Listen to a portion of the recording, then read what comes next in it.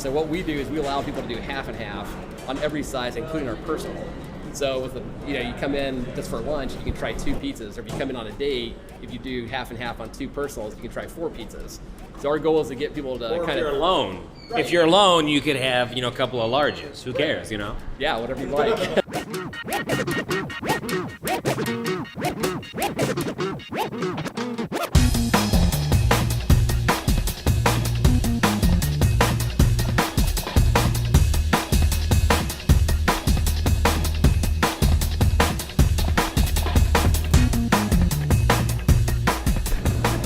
I don't know. You're speechless. Yes. Why? That's the ugliest thing you've ever seen? Beautiful, beautiful, Jim. I think it needs more. How old is the Brenz brand? Brenz is, I believe, 3 years old at this point. So our first pizza place is 7 years old, but Brenz, we started the first one 3 years ago. Scott, the guy that started the company, him and his family, they traveled around to a lot of different parts of the country trying what were the best pizzas. And so we've worked hard to come up with the best crust, the best sauce we can, use the best cheese, best ingredients, everything, fresh made. So we prepared everything here. And so there's a little more work to it than what a lot of other pizza places do, but we really feel you can taste in our quality.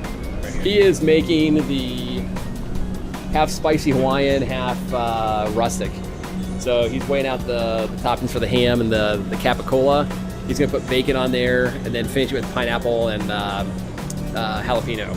Brenz Pizza is the Baskin-Robbins of all pizza places. There is literally 36 toppings to put on here. My favorite is the Trace Amigo.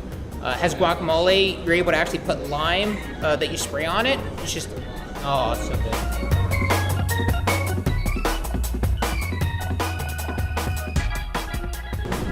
This is the red sauce, obviously. How's that for meat?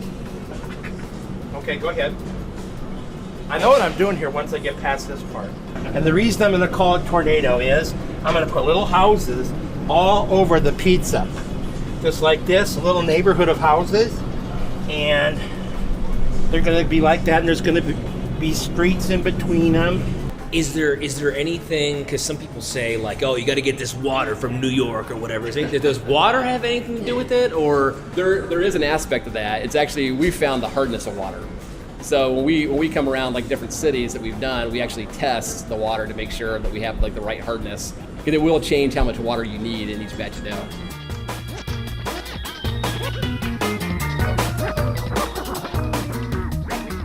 Well, so we use different bases for different kinds of pizza. So as opposed to just a red sauce, we also have multiple pizzas that use ranch as a base. We use a seasoned olive oil as a base.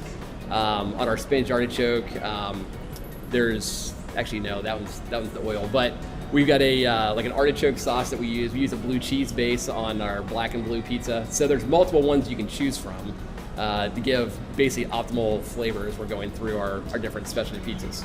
So we got to try a pizza with a different kind of sauce base that we haven't had before, which is the black and blue pizza, which is a blue cheese base with a vinaigrette dressing. Blue cheese is over ranch dressing for me, so I give that pizza a big thumbs up. Definitely try it out.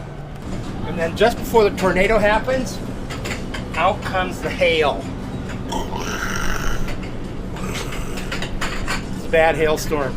Hail's getting bigger and stuff like that. And then, we have a fork or something? Problem here is Vince is throwing me off. He just wants to eat this. So these are the people that are in the street after the tornado hits. These are the guys that got away. And these guys are watching the tornado go by.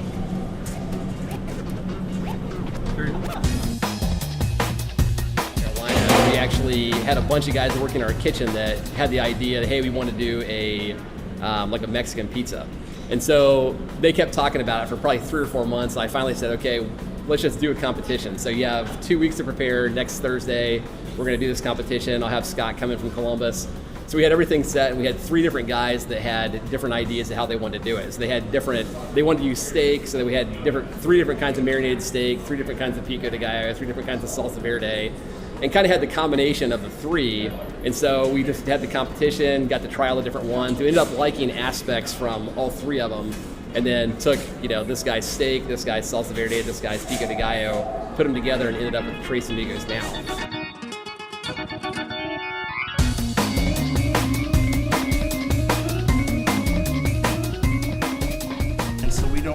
have tornado warnings during certain shows because that segment of the audience is very, very mad. Like what? NASCAR.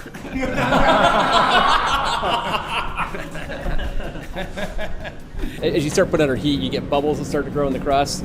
So we'll go through and we'll pop, bubbles as they come up so it doesn't burn the pizza crust. Like a bubble will grow, it gets too hot with the heat, and it'll push all the toppings to the side. You don't want a bubble on the pizza. So that's kind of what our dough is with being moist and chewy. You get those bubbles in the pizza.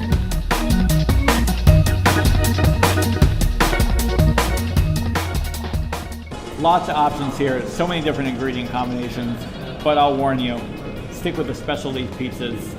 They spend a lot of time developing all these different, trying different combos, different flavors. We only scratch the surface of some of these specialty pizzas here, so check them out. For creating the rustic, we take the dough, we lay it out, we'll sauce and cheese the pizza, then we'll take the roasted red peppers across, fill the pizza, do our pepperoni and sausage, finish with the caramelized onion, and then run it through our oven. When it comes out, we finish with the fresh basil and then cut it. You have other people that'll swear by the brick oven or the wood fired or whatever. Honestly, it really comes down to what kind of dough that you have and what kind of pizza you're making. So for us, honestly, for the production that we do, the conveyor oven works great for us.